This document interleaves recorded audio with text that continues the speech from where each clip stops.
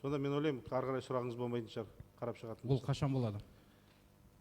Қазір мен осыдан шығып жұмысқа барайын, осы мәселені қараймын, арнайы жиналыс өткіземін. Сол бойынша мына аудан прокуроры бар. Өзіңіз мысалы, сіз мына аудан прокурорының бәріне күмән тудырып отырсыз, дұрыс па? Облыс прокуратурасына жазылған, бірақ жауабын ала алмай жатырмын. Жаңа бұл сайтты ДР тексеріп деді. Оның да жауабын ала алмадым. Сіз қазір жазғандарыңыздың құжатын көшірмесін беріңіз. Мен өзімен бірге алып кетемін.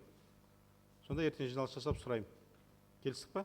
Сізге ресми түрде сізді шақырып, болмаса сізге хат жүзінде жауап беремін. Осындай хатыңызға осындай жауабы бар, жауабы жоқ болса, осыны тексереміз.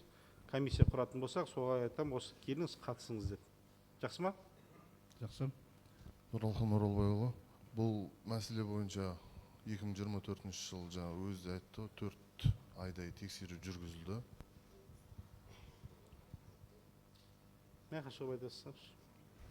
Микрофондар нашар.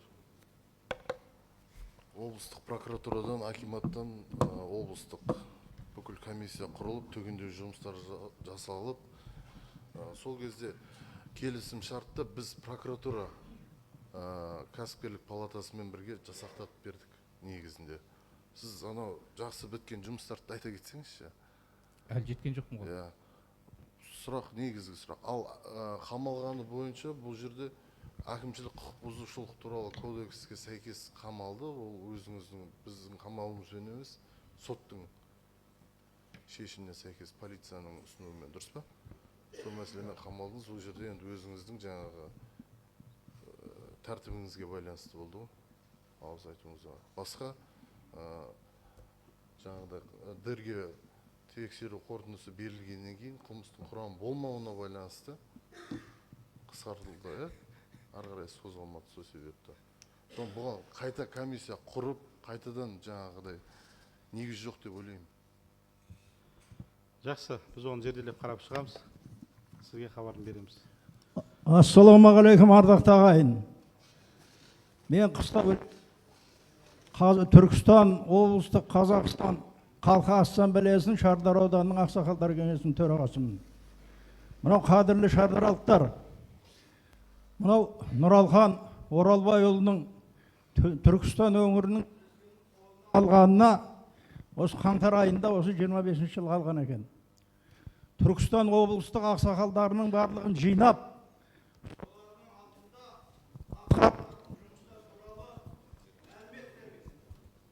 енді орындалатын болса өте тамаша. Мынау бүгін ораза айы,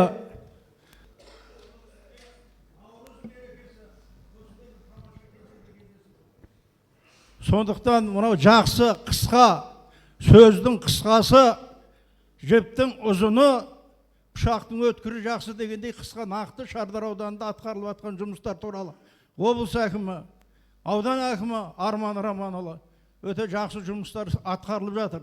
Кемшілік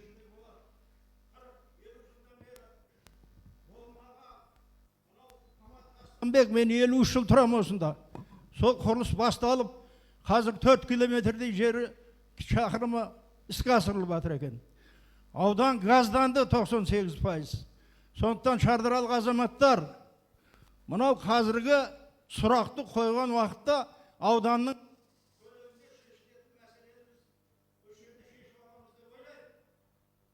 ал жеке мәселе бойынша бір мәселені қайталап айта берудің меніңше керек жоқ. Жеке мәселе бойынша қабылдау бір сағатта тағы да қабылдау өткізеді. Бір-біріміздің уақытымызды алмайық. Сондықтан нақты бір маңызды мәселе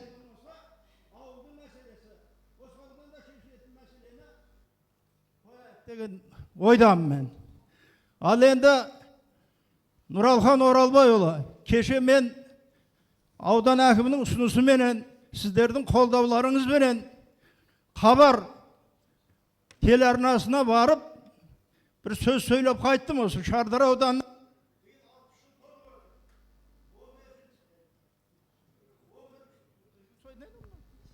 11 сәуірде 60 жылдығымызды тойламақшымыз. Әрине оны даңғазалықпен, ысыраппен өткізейін деп отырған жоқ. Бірақ осы Шардар ауданын игерген еңбегі сіңген, маңдай тері сіңген еңбек ардагерлерін бір жылы сөз айтып, қолдап, марапат.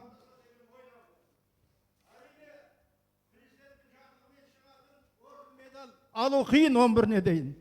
Бірақ облыстың көлемінде, облысқа сіңірген еңбегі үшін облыс әкімінің және облыстық мәслихаттың грамоталары бар. Осы облыстық деңгейдегі марапаттармен сол еңбегі сіңген азаматтарды марапаттауға мүмкіндік болды. Жақсы. Әр 90 сайын кездесеміз ғой, қадірлі қауым. Сондықтан мына 1 сағаттық есептен кейін 1 сағаттық жеке қабылдау болады екен.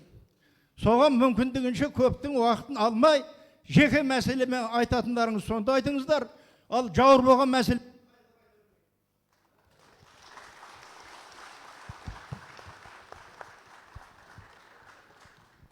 Енді мына жаңа қойылған сұрағымның мына аудан және ауыл әкімшіліктері жаңадегі суарылып атқан жерді бақылап статистикаға, нақты статистикаға жазылып, осыған бір қалай жұмыс істей аламыз? Дұрыс айтасыз. Бағана мен баяндамамда айтып кеттім.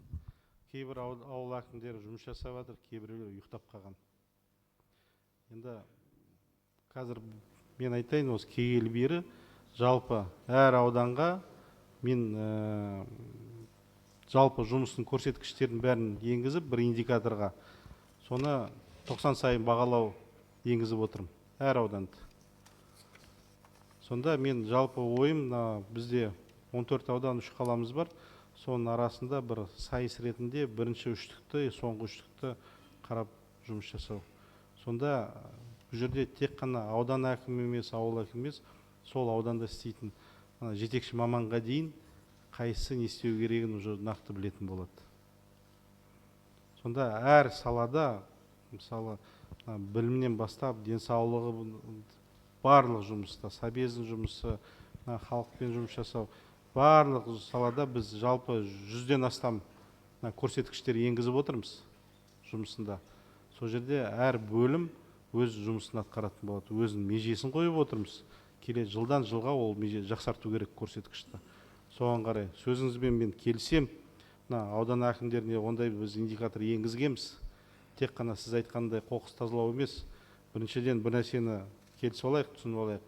Сол ауыл әкімін өздеріңіз сайлайсыздар. Сол ауылда.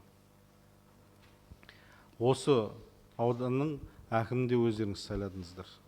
Дұрыс па? Енді жұмысты біз өз жағымыздан талап етеміз. Дәл солай сіздер сайладыңыздар, сіздер талап ету керексіздер. Етуін етіп атырмыз ғой. Келісесіз ба? Бірлесіп жұмыс жасаймыз. Рахмет. Жақсы. Құрметті Нұралхан Оралбайұлы, мынау Шадыраға қош келдіңіз. Мен Шадыра аудандық ардагерлер кеңесінің төрағасымын. Өзіңіз айтқандай, бүгін күн жарқырап тұр. Оразаның кезінде, Наурыз мерекесінің қасында келіп отырсыз. Мынау енді қазақ еліміз айтады ғой бұрыннан. Қонақ келсе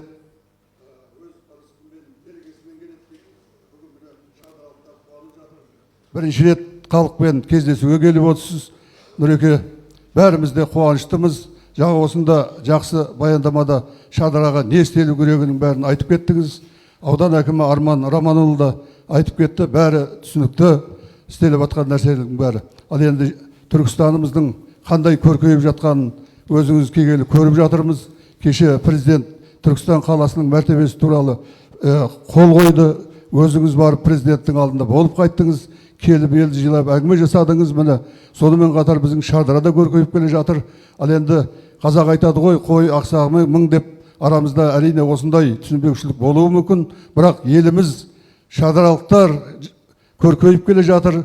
Өзіңіз де жақсы білесіз, міне көптеген игі жақсы істер атқарылып келе жатыр. Спорттан дүние жүзіне белгілі болып келе жатырмыз. Ал енді қазір енді мен тағы да 1 сағат кездесу болады екен. Арысқа барайын деп жатсыз. Енді уақытыңыз шектеулі. Сондықтан